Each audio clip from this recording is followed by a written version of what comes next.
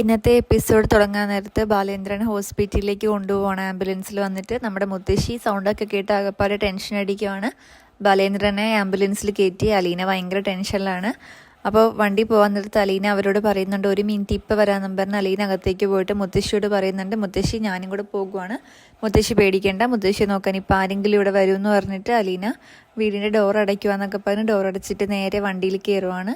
പിന്നെ ആംബുലൻസ് പോയിക്കൊണ്ടിരിക്കുകയാണ് കേട്ടോ. ഡോക്ടർ ശർമ്മയും പിന്നാലെ തന്നെ അവരുടെ ആംബുലൻസിനെ ഫോളോ ചെയ്യുന്നുണ്ട്. അങ്ങനെ അവർ ഹോസ്പിറ്റലിലെത്തി ബാലചന്ദ്രനെ ICUവിലേക്ക് കൊണ്ടുപോവാണ്. അലീന ഭയങ്കര ടെൻഷനിലാണ്. ICUവിൽ എത്തിച്ചു ബാലേന്ദ്രനെ. അലീന അതിന് പുറത്ത് വെക്കുവാണ് കേട്ടോ. ഈ സമയത്താണ് നമ്മുടെ വൈജയന്തി ടെൻഷൻ അടിച്ച് ഓടി വരുന്നത്. പക്ഷേ അലീനയെ കണ്ടപ്പോഴേക്കും വൈജയന്തിക്ക് ഭയങ്കര ദേഷ്യമായി. നീ എന്താ ഇവിടെ നിൽക്കുന്നതെന്ന് ചോദിക്കുമ്പോൾ അലീന പറയുന്നുണ്ട്, ഇവിടെ നിൽക്കുന്നതിന് കാരണം നമ്മുടെ ബാലേന്ദ്രനെ ഓപ്പറേഷൻ തിയേറ്ററിലേക്ക് കൊണ്ടുപോയി, ഓപ്പറേഷൻ തിയേറ്ററിൻ്റെ ഫ്രണ്ടിൽ ആരും നിർത്തിയില്ല, അതുകൊണ്ടാണ് നിൽക്കുന്നതെന്ന് പറയുവാണ്. അപ്പോൾ വൈജ പറയുന്നുണ്ട്, നീ അതല്ല എന്തിനാണ് ഇവിടെ നിൽക്കുന്നത്, നീ വീട്ടിൽ നിൽക്കേണ്ടതല്ലേ, നീ എന്തിനാ ഓടിപ്പടച്ച് ഇങ്ങോട്ട് പോകുന്നതെന്നൊക്കെ ചോദിച്ച് അലീനെ കുറേ വഴക്കിടുന്നുണ്ട്. വൈജ എപ്പോഴും അങ്ങനെയാണല്ലോ, അലീനെ കണ്ട അപ്പോൾ ചീത്ത പറയാൻ തുടങ്ങും. അപ്പോൾ അലീന പറയുന്നുണ്ട്, മാഡം ഞാനാണ് സാറിനെ ആംബുലൻസ് വിളിച്ച് ഇവിടെ എത്തിച്ചതെന്ന്. അപ്പോൾ വൈജ പറയുന്നുണ്ട്, അതൊക്കെ കോമൺ സെൻസ് ഉള്ള ആരും ചെയ്യുന്ന കാര്യങ്ങളാണ്, നീ ആ വണ്ടി കയറി ഇങ്ങോട്ട് വരാനിരിക്കുമായിരുന്നു, ഇവിടെ വന്നിട്ട് എന്തെങ്കിലും ഇങ്ങനെ വായും പൊളിച്ച് നിൽക്കാനാണോ, നിന്നെക്കൊണ്ട് എന്താ ഇവിടെ ഉപകാരം എന്നൊക്കെ ഇങ്ങനെ ചോദിച്ച് അലീനെ പിന്നെ കുറേ കുറ്റപ്പെടുത്തുന്നുണ്ട് കേട്ടോ. അപ്പോൾ അലീന ഇങ്ങനെ പറയുന്നുണ്ട്, ഞാൻ ഒരു പഴഞ്ചൊല്ല് കേട്ടിട്ടുണ്ട്, പാലം കടക്കുവോളം നാരായണ എന്ന്, ആദ്യമായിട്ട് ഇങ്ങനെ കാണുന്നതെന്നൊക്കെ പറയുന്നുണ്ട് കേട്ടോ. അപ്പോൾ നമ്മുടെ വൈജ ഓർഡർ ഇടുവാണ് അലീനയ്ക്ക്, നീ വീട്ടിൽ പോടിയെന്ന്. അലീനയ്ക്ക് അത് തീരെ പിടിച്ചില്ല കേട്ടോ. അലീന അപ്പോൾ ചോദിക്കുന്നുണ്ട്, എന്നോട് ഇവിടുന്ന് പോകാൻ പറയാം, മേഡം ആരാന്ന് ചോദിക്കുമ്പോൾ പിന്നെ വൈജയന്തിക്ക് തിരികെ ഒന്നും പറയാനില്ല കേട്ടോ.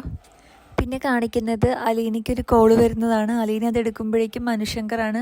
എവിടെയാണ് അലീന എന്ന് ചോദിക്കുമ്പോൾ അലീന പറയുന്നുണ്ട്, ഞാൻ കാർഡിയാക്ക് യൂണിറ്റിൻ്റെ ഫ്രണ്ടിലാണ് നിൽക്കുന്നതെന്ന്. അപ്പം നമ്മുടെ മനു സംസാരിച്ച് അവിടെ വരെ എത്തുന്നുണ്ട്. ബാലേന്ദ്രൻ ഇവിടെയാണോന്ന് മനു ചോദിക്കുന്നുണ്ട്. അപ്പോൾ അലീന പറയുന്നുണ്ട്, ഇല്ല അങ്കിളിനെ ഓപ്പറേഷൻ കയറ്റിയെന്ന് ഇങ്ങനെ പറയുവാണ് കേട്ടോ. പിന്നീട് കാണിക്കുന്നത് ശർമ്മ ഡോക്ടർ അങ്ങോട്ട് വരുന്നതാണ്. ശർമ്മ ഡോക്ടറോട് മനു അലീനയും കൂടെ ബാലേന്ദ്രൻ്റെ അവസ്ഥയെക്കുറിച്ച് തിരക്കാണ്. അപ്പോൾ സംസാരിക്കുന്നുണ്ട്.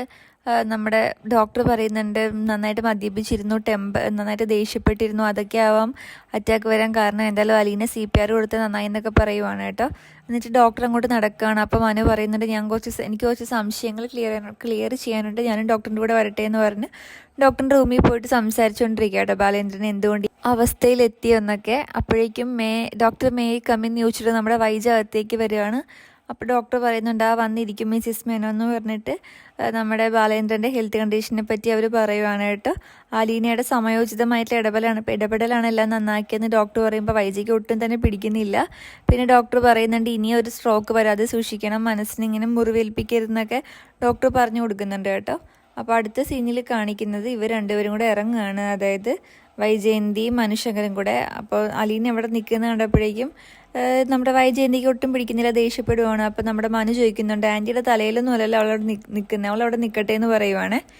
എന്നിട്ട് മനുവും വൈജയന്തിയും കൂടെ കുറച്ച് തർക്കമാണ്. ആൻറ്റി ദേഷ്യവും പറച്ചിലൊക്കെ ഇട്ടിട്ടുണ്ടെങ്കിൽ അങ്കിള് മരിച്ചു പോകണമെന്ന് ആണല്ലോ ആൻറ്റി ആഗ്രഹിച്ചതെന്ന് കണ്ടാലേ തോന്നുള്ളൂ എന്നിങ്ങനെ പറയും കേട്ടോ. അപ്പോൾ വൈജയന്തി ചോദിക്കുന്നുണ്ട്, നീ എന്ത് ദുഷ്ടവർത്താനം അടയിൽ പറയണേന്ന്. അപ്പോൾ നമ്മുടെ മനു പറയുന്നുണ്ട്, ചേച്ചി അങ്കിളിൻ്റെ ജീവൻ രക്ഷിച്ചത് അലീനയാണ്, അലീനയോട് നിങ്ങൾ പെരുമാറുന്ന കണ്ട അങ്കിള് രക്ഷപ്പെട്ടതായിരുന്നു എന്ന രീതിയിൽ തോന്നും എന്നിങ്ങനെ പറയുവാണ്.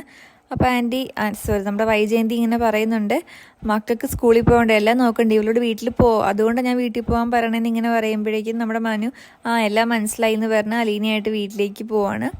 അപ്പോൾ നീ ഓട്ടോയ്ക്ക് പോയാൽ മതി എന്നിങ്ങനെ നമ്മുടെ വൈജയന്തി അലീനയോട് പറയുമ്പോൾ മനു വേണ്ട എന്ന് പറഞ്ഞ് കൈ പിടിച്ചിട്ട് കാറിൽ കൊണ്ടുപോകാമെന്നും പറഞ്ഞ് പോവാണ്.